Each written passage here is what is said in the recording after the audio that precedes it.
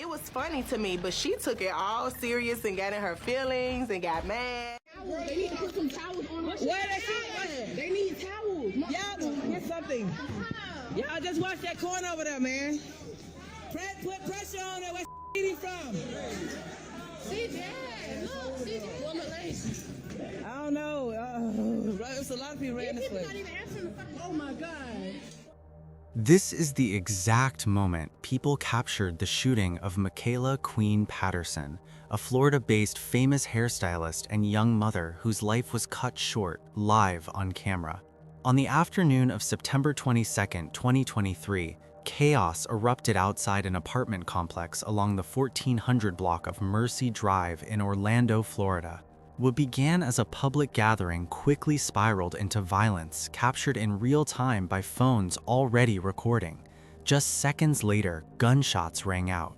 Michaela was struck in the middle of the crowd, collapsing as people ran in every direction. The footage didn't stop. The cameras kept rolling, and within minutes, a woman who had spent her life building a future for her children was gone.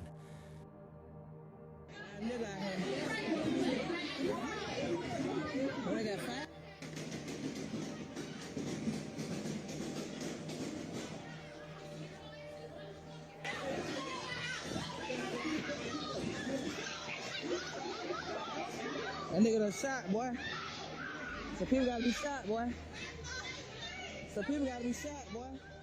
Just hours earlier, she had been working, laughing, and planning what came next, unaware that her name would soon be known not for her talent, but for how suddenly her life ended.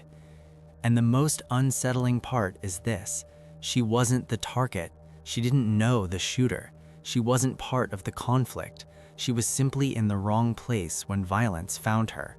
But before we get to that moment, we have to go back to who Michaela Patterson was before the cameras, before the crowd, and before one split second changed everything. This is the Michaela Queen Patterson. Michaela, also known to many as Ruby Kior, was born in 2001.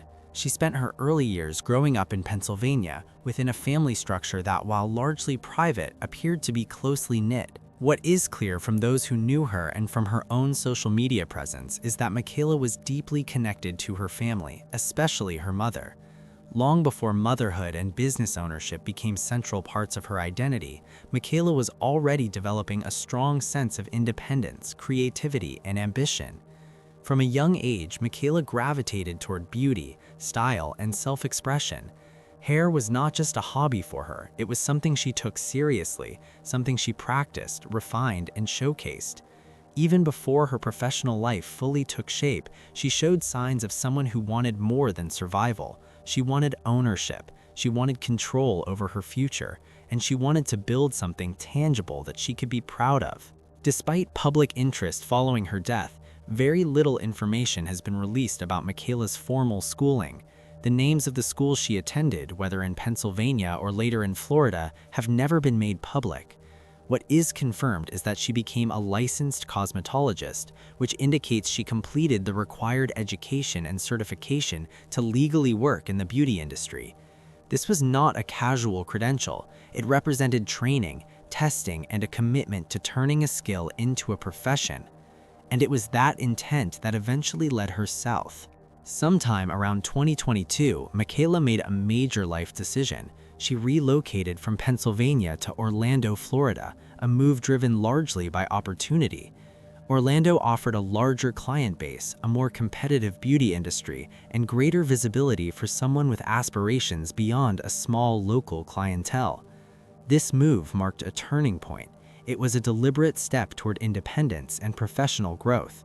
And once she arrived, Michaela wasted no time. By the time she settled in Orlando, Michaela was not just working for others, she was building for herself. She became the owner of Kior Collection, a growing hair and beauty brand that offered a wide range of services and products. The brand included wigs, hair extensions, braids, weaves, styling, coloring, makeup services, lash enhancements, nail treatments, and more. Through social media, Michaela consistently shared her work, documenting transformations, installs, and styling sessions. Her posts showed confidence, humor, and pride in her craft.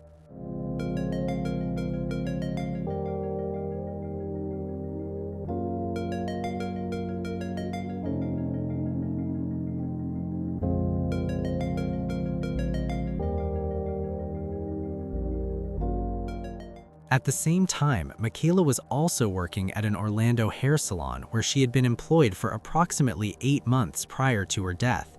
22-year-old Michaela Patterson, who was known to many as Ruby, was a mother of 2 and worked at this Orlando hair salon for the past 8 months. This is Ruby's suite. The same suite where people have been dropping off flowers to show their respects.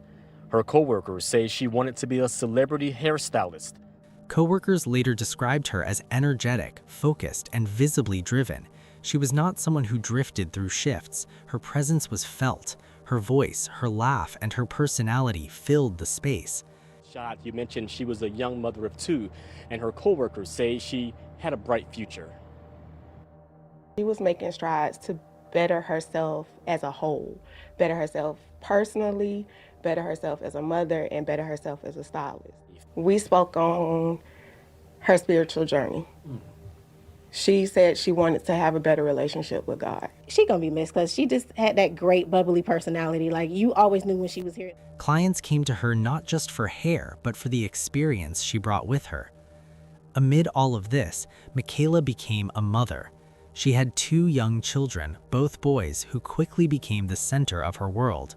While the identity of the children's father has never been publicly disclosed, and there is no confirmed information about the nature or outcome of that relationship, it is clear that Michaela was the primary active parent in their lives.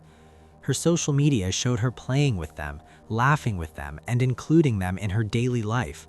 Friends, coworkers, and loved ones consistently described her as a hands-on, loving mother, someone who balanced long work hours with the emotional labor of parenting. She spoke openly about wanting a better life for her kids, not just financially, but emotionally and spiritually. As motherhood reshaped her priorities, Michaela began to speak more openly about personal growth and change. Those close to her noted that she was trying to distance herself from conflict and chaos. She talked about wanting to do better, to focus on stability, and to move away from environments that didn't serve her or her children. This shift was not abstract, it was documented. In the weeks leading up to her death, Michaela kept a personal journal. In it, she wrote goals for the month of September. She wanted to pray more, she wanted to strengthen her relationship with God, she wanted to stay focused. These were not the words of someone spiraling, they were the words of someone recalibrating, someone trying to anchor herself amid pressure and responsibility. Professionally, she continued to push forward. She promoted Kior Collection, she posted new styles, she engaged with clients and followers, she experimented, joked, and shared behind-the-scenes moments of her work. Even when life was busy and demanding, Michaela maintained a playful side. She posted lighthearted videos, joked with clients, and used humor as a way to stay grounded. Then came September 22, 2023. That day, Michaela went out in West Orlando, near the area of Orange Blossom Trail and Mercy Drive. She was outside the Palms Hotel and Villas, also known as the Jernigan Gardens Apartments.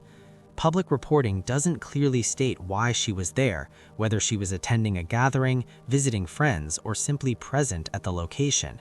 What is known is that it was a public space during daylight hours with multiple people present. At that same location, on that same day, there was another person present, someone whose actions would alter the course of Michaela's life forever.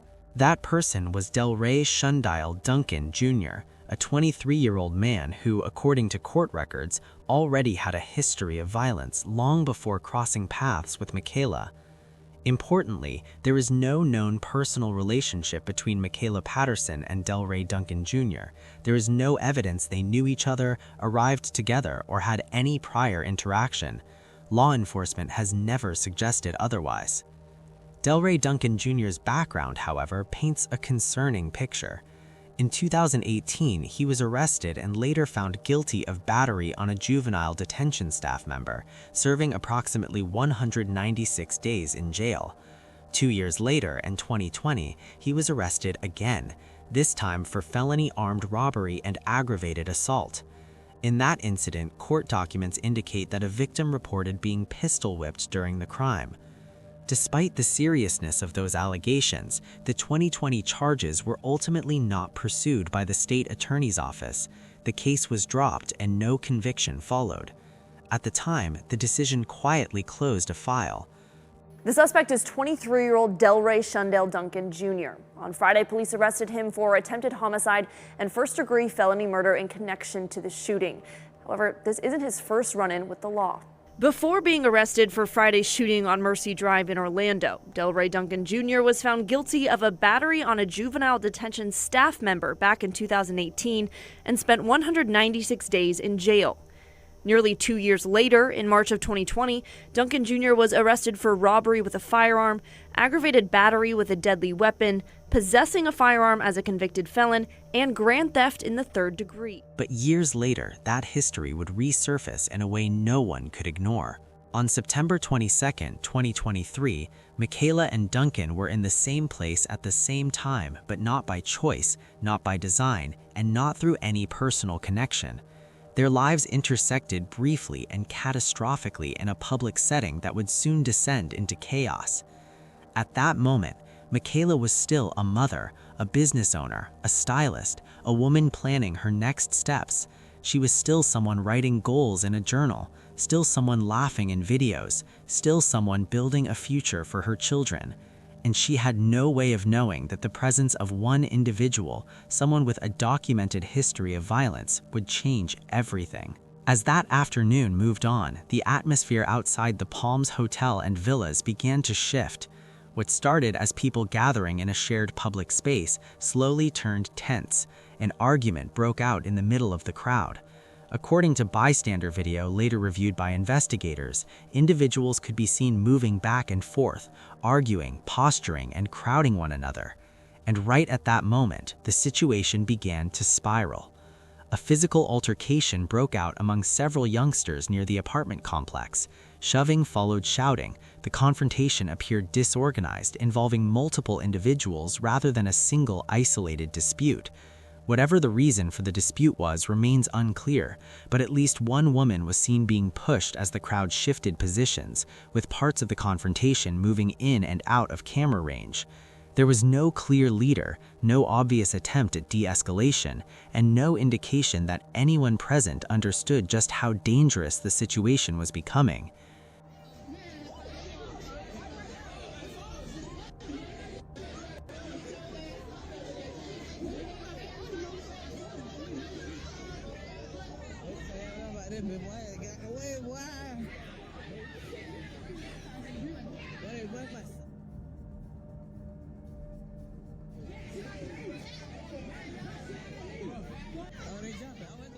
But then everything escalated. Within seconds, the sound of gunfire cut through the chaos. Witnesses later reported hearing multiple shots fired in rapid succession. The crowd immediately scattered, people running in every direction as panic set in. The bystander video captured the sudden shift from shouting and movement to screams, confusion, and silence broken only by the aftermath.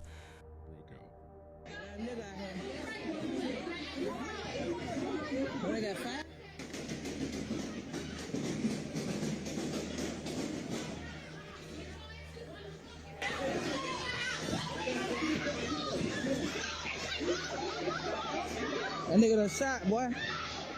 So people gotta be shot, boy. So people gotta be shot, boy.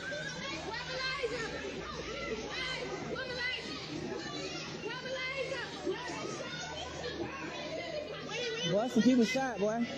That's what I'm saying. They got kids out there, bitch. Oh my God. Somebody got shot?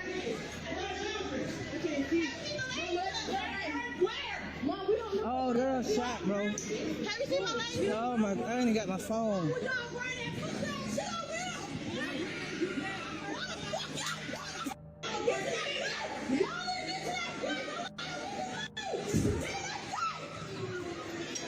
Oh, they done shot the girl, bro. Oh my God, where they shot her at? Oh my fucking God. Y'all call 911. Call the ambulance. Oh fuck, oh fuck.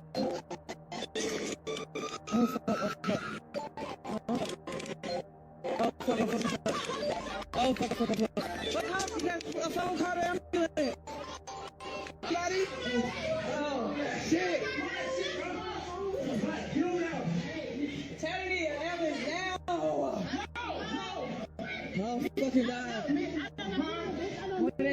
still fucking shooting, bro. Y'all don't go all the way out there. What moments earlier had been a public gathering turned into a scene of emergency. And in the middle of that chaos, Michaela was struck. She had been shot multiple times, including a critical gunshot wound to the head. 3 other individuals were also hit by gunfire. As the noise faded and people realized what had happened and calls to 911 began pouring in, They need to put some towels on her. Where they shooting? They need towels. Y'all get something.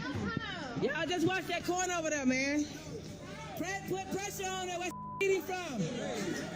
See that? Look, see that? Well, look, hey. I don't know. It's a lot of people ran this way. Not even answering the fucking. Oh my god. At approximately 2:34 p.m., Orlando Police Department officers were dispatched to reports of a shooting at the Jernigan Gardens apartments in the 1400 block of Mercy Drive. And when officers arrived, the reality of the scene became clear. Michaela was found lying in a pool of blood. First responders rushed to provide aid as she was transported to the hospital. Despite medical intervention, she would later be pronounced dead. She was just 22 years old. But even as emergency crews worked at the scene, the situation was still unfolding elsewhere. Investigators quickly received information about a suspect vehicle seen fleeing the area immediately after the gunfire. A black Chevrolet sedan had sped away from the complex, prompting officers to initiate a pursuit. The chase ended a short distance away near the intersection of Old Winter Garden Road and Duncan Place. There, police stopped the vehicle. The car showed visible damage to the front end, and blood was observed near and inside the vehicle. Multiple occupants were detained. One individual inside the car was found suffering from a gunshot wound and was transported to the hospital in critical condition. 2 other gunshot victims later arrived at local hospitals on their own, both with non-life-threatening injuries. Then, while police were at the apartment complex, they say they were notified of a possible suspect vehicle that fled the scene. Police started a pursuit that ended on Old Winter Garden Road and Duncan Place. This black Chevy sedan, later seen blocked in by crime scene tape, with significant damage to the front and what appears to be blood outside of it. That's where police say the second gunshot victim was found and transported to the hospital. Then a third victim was dropped off at ORMC, and a fourth victim was later found at Advent South. And it was at that point that investigators zeroed in on the shooter. Delray Shundale Duncan Jr. was taken into custody. Based on evidence gathered at the scene, witness statements, and the sequence of events, he was identified as the person who had fired into the crowd outside the apartment complex. The same man with a documented history of violent offenses was now at the center of a far more serious investigation. As detectives began piecing together the timeline, one detail became painfully clear.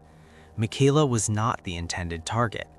There was no evidence of a personal dispute between her and Duncan, no argument between them, and no prior connection. She had not arrived with him. She had not been involved in the confrontation that sparked the violence.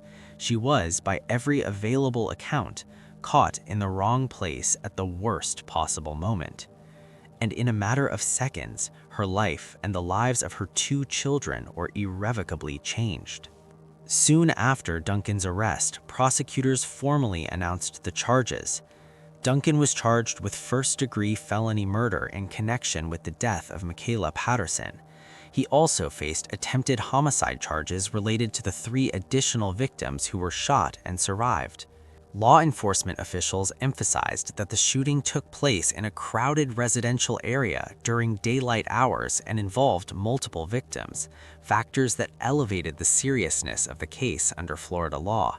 As the case entered the judicial system in the days that followed, Duncan appeared before a judge for his initial court proceedings. During this early phase of the case, the court reviewed the severity of the charges, the circumstances surrounding the shooting, and Duncan's documented criminal history. It was during this stage of the case that a critical determination was made. Delray Duncan Jr. was ordered held without bond, meaning he would remain in custody as the case moved forward through the court system. The judge cited the severity of the charges, the alleged use of a firearm, and Duncan's prior criminal history as key factors in that decision. For the first time since the shooting, the chaos of that afternoon was formally acknowledged within the structure of the justice system. For Michaela's family, the courtroom offered no sense of relief. There was no verdict, no sentencing, no immediate resolution. Instead, the case entered the slow and procedural rhythm of the criminal justice system. Hearings, filings, and delays, while her loved ones were left to grieve a loss that could never be undone. As of now, the case had not yet gone to trial, and no sentencing had occurred. Delray Duncan Jr. remained in custody at the Orange County Jail, facing the charges filed against him as prosecutors prepared to move the case forward. And so, Michaela Queen Patterson's story does not end with a courtroom conclusion. It ends with what was left behind. A 22-year-old mother who never made it home, 2 young children growing up without their primary caregiver, a business that lost its founder, a journal filled with goals that would never be completed. While the legal system determines what comes next for the man accused of firing into that crowd, Michaela's life, her ambition, her work, and her love for her children remains the clearest measure of what was lost. Now, the grieving family asked for privacy as they began to grieve the loss of a daughter, a mother, and a loved one. No funeral arrangements were publicly announced, no burial details were released. Instead, the family chose to mourn away from public view, shielding themselves, and especially Michaela's children, from further exposure as the case continued to unfold. While law enforcement described the case as active and ongoing, the family's grief existed outside press conferences and courtrooms. There were no public statements from them detailing their pain, no interviews describing their loss. Their absence from the spotlight was intentional. It was a quiet kind of grief, one that sought no attention, only space. And as investigators continued asking the public for information, and as the legal system moved forward at its own pace, Michaela's family was left to navigate a reality that no update or ruling could undo. For them, the story did not live in charges or hearings. It lived in what was suddenly missing. What do you think about it? Let us know what you think in the comments below. And if you found this story intriguing, please like, share, and don't forget to subscribe for more stories like this.